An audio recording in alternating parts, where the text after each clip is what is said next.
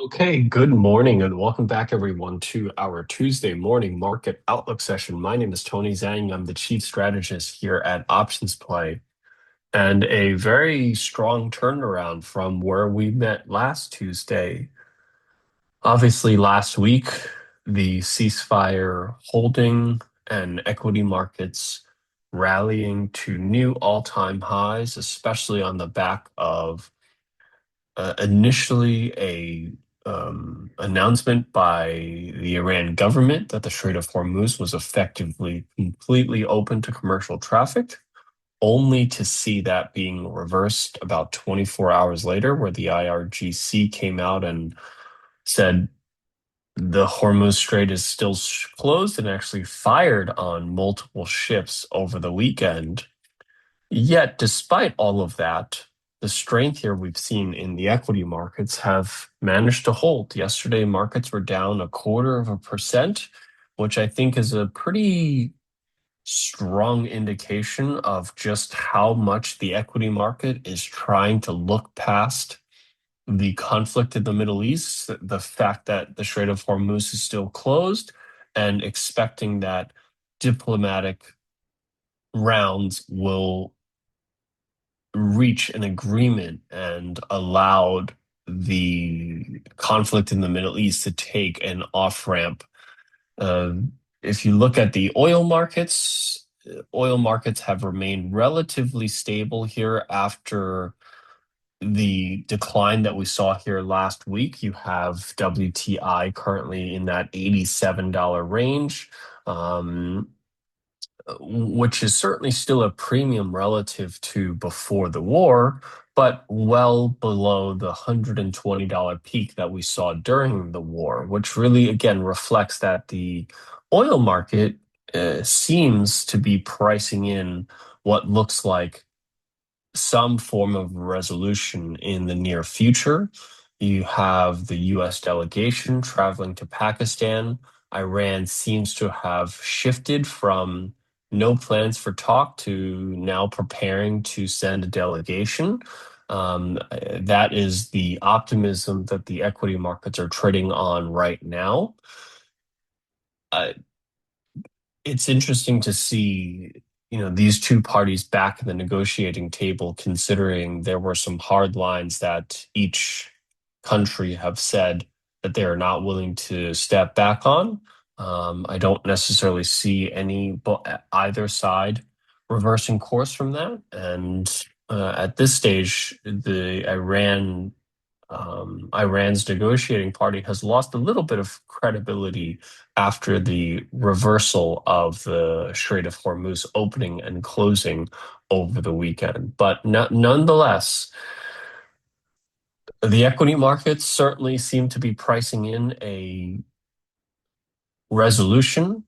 The physical oil markets are still pricing in somewhat of a premium, but I would say at $87, a more it reflects more of a stable and an optimistic outcome as well. The bond markets at with 10-year yield still at around 4.3% is perhaps not as is not really buying it as much.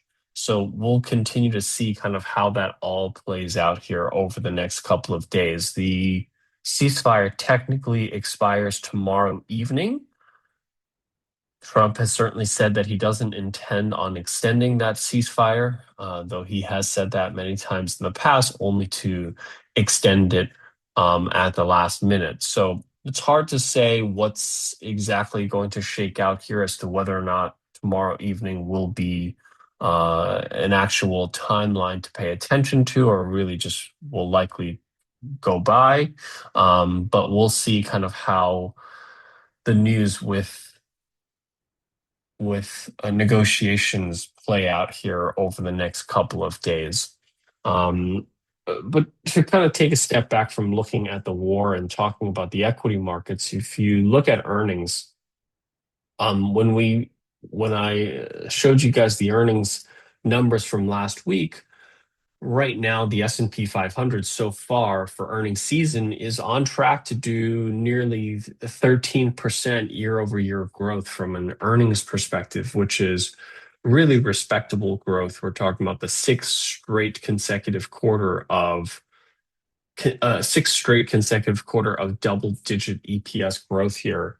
So the equity markets have fundamental reason to be strong and at all-time highs. We were at all-time highs effectively right before the war. And right now, what we've essentially done is just continue that trend here after what has been a bit of a reversal from the 7-month lows that we were just at a couple of weeks ago. Now we're at all-time highs. But as you can see, it kind of continues the upward trajectory that we were on. And it was a pretty stable and it wasn't a particularly steep upward trajectory that we were on before the Iran war. So right now, we very much are sort of on track as if the war never happened.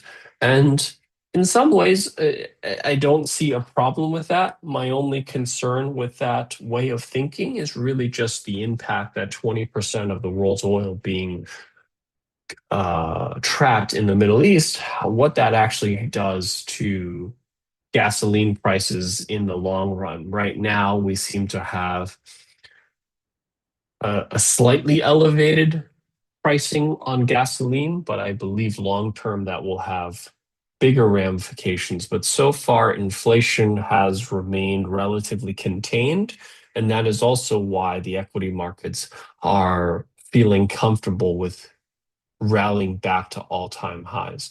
So the market has essentially moved on, if you will. It has certainly spent most of its time now focused on corporate earnings. Corporate earnings has been the primary driver of markets right now. And so far, earnings season has been a relatively strong earnings season. There's no doubt about that. So taking a look at kind of what is where the markets are. So obviously you have the S&P 500, the Qs, all of the major indices breaking out to new all-time highs. And even despite the news over the weekend where the Strait of Hormuz remains closed, we are actually still holding those all-time highs. And even today, about to print potentially a new all-time high here again.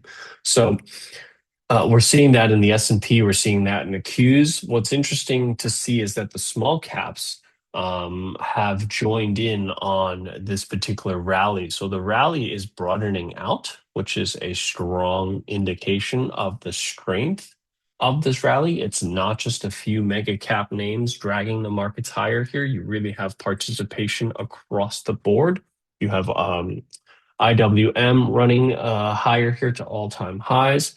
You also have RSP equal weight S&P 500 now just at the doorstep of making new all-time highs here again. If we can see RSP over the next trading session, next one or two trading sessions make all-time highs, that would be further indication that the rally here has legs, and it's just and is broad participation of that rally, which is a really important thing to consider. And then if you look at what's been driving this, technology has been the primary driver of this strength. It also has been the primary driver of corporate earnings as well. So it makes sense that technology is kind of being the driver here. Technology really took a back seat here over the last few months, and despite the sell-off here, has really come back with a vengeance.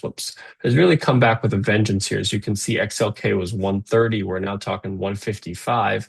It's generated this counter trend sell signal, which certainly just tells you which tells you the speed and magnitude of which this move has happened, statistically speaking, is due for some form of a mean reversion, pullback, or correction. And for anyone who have missed out on this particular move, my view is that it is better to be a little bit more patient over the next couple of trading sessions to see if you get a little bit of a pullback here, especially if you can get back into this 148, 150 range. That would be a much better risk to reward entry for further longs. Now, within technology, the primary driver has been semiconductors. So if you look at SMH, the semiconductor ETF, this is really where we continue to see the leadership at the moment here in SMH. So semiconductors made a new all-time high essentially in early April and has just continued to move higher here as a result of the de-escalation of the war in Iran. And I'll talk a little bit about which specific names within semis have been relatively strong. Um, but essentially, technology has been driving this market higher. Small caps have started to join in on the party. Semis within technology has been the primary driver here. And then we also see a few emerging themes as well.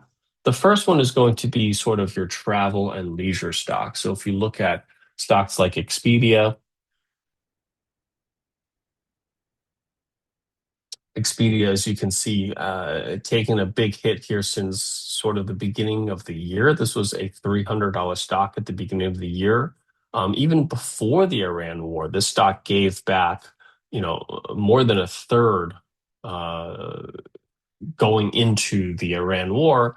And then, interestingly enough, actually recovered a little bit during the start of the war, and then recently broke out here above this 250 level here and has seen some incredible strength here on this particular stock. So I think is worth taking a look at here in terms of favoring that upside towards $300 in Expedia. But you also see it in all of the hotel groups. You see Marriott, you look at Hilton, you look at Viking Cruises.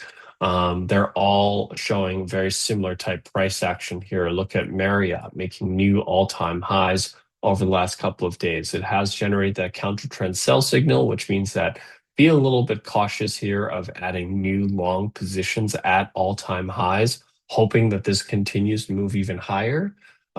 This is the type of trade that warrants being a little bit more patient, waiting to see if you get a pullback here over the next couple of days. Hilton, exact same setup here as well, and also Viking Cruises.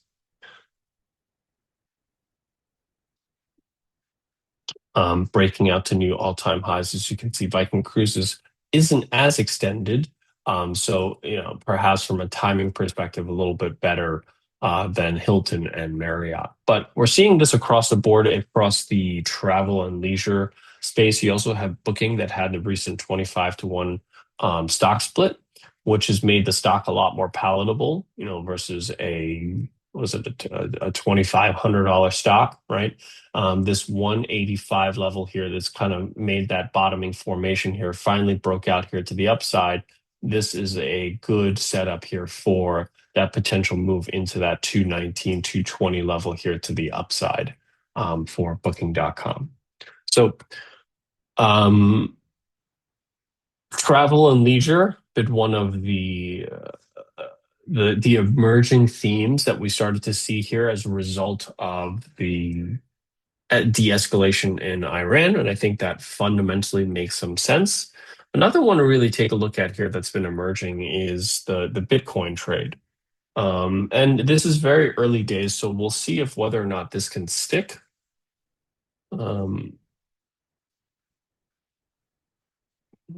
Sorry, my computer is a little bit slow here at the moment.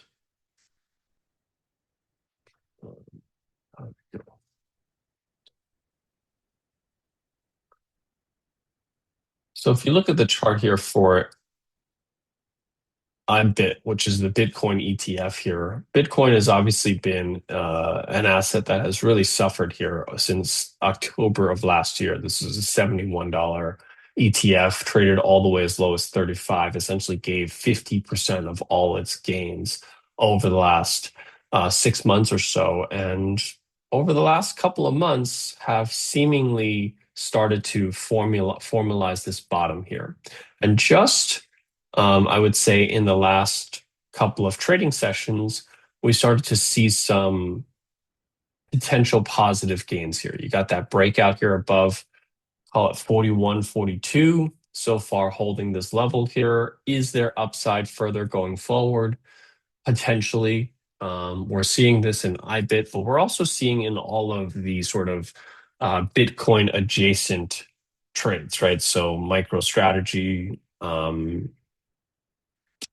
which is obviously a leverage play on Bitcoin.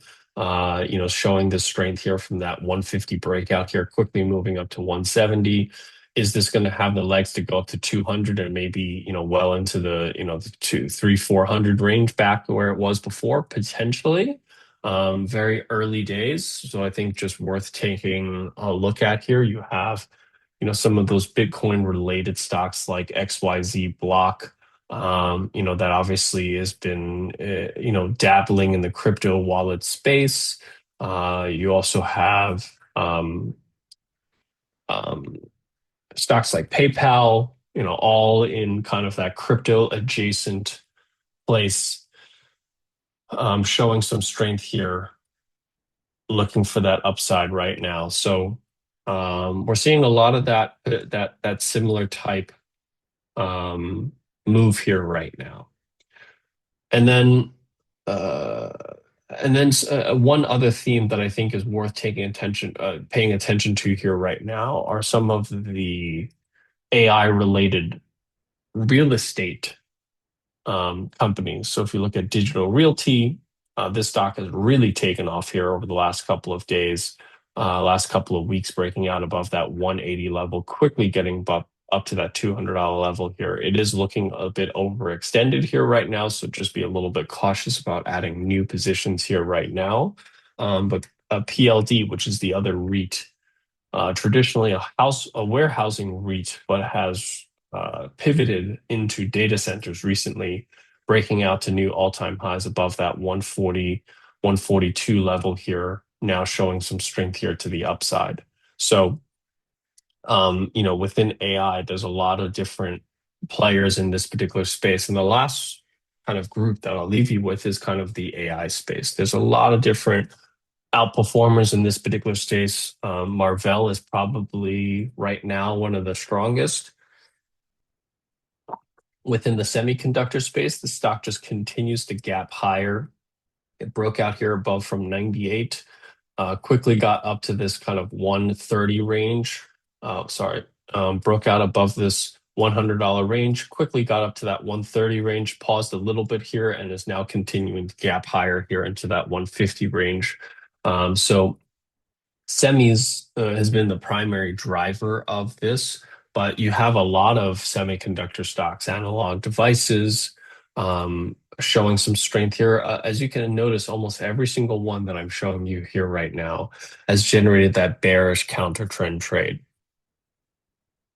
And again, that's just a timing warning, if you will, telling you that if you want to chase this move here to the upside, you might be a little bit late to this specific leg up. Wait for a bit of a consolidation here before you look for, some further upside here. To this way, this is to prevent you, this is to help you remain disciplined so that statistically speaking, you're not continuing to chase all-time highs, hoping that things continue to move to new all-time highs. NVIDIA obviously is in there for many reasons.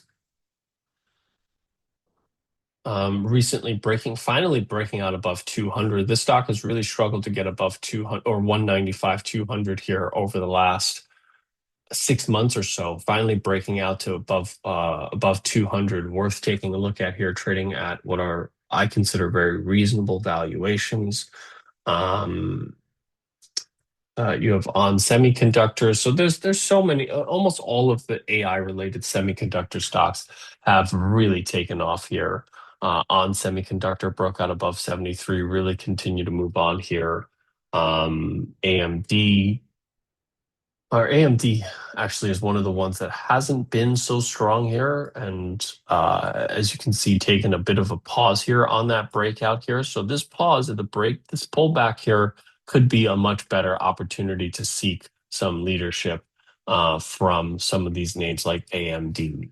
So that's really where we're seeing the momentum. That's where we're seeing the markets heading here right now. Uh, right now, I'm still being quite cautious as a result of the fact that there isn't a deal in Iran that 20% of the world's oil and liquefied natural gas are trapped. But at the same time, you can't ignore this momentum. You can't ignore the fact that corporate earnings have been incredibly strong. And keep in mind that equity markets are forward looking and essentially looking forward and expecting that a deal will get done and that there will be de-escalation in the Middle East and potentially seeing that oil flow here again. And the markets are essentially trading off of that. So these things can unwind quickly, as we have seen. They have unwind very quickly recently, but equity markets do have quite a bit of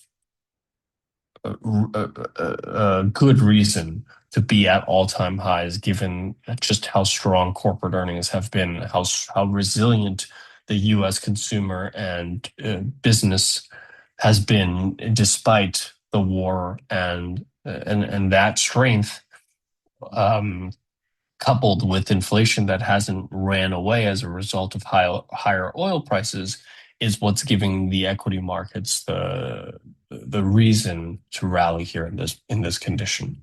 So with that, that covers what I want to share with you here today. I hope that this is helpful in giving you a better understanding of what has transpired, what is driving the momentum here in this market, and how to position for this particular week.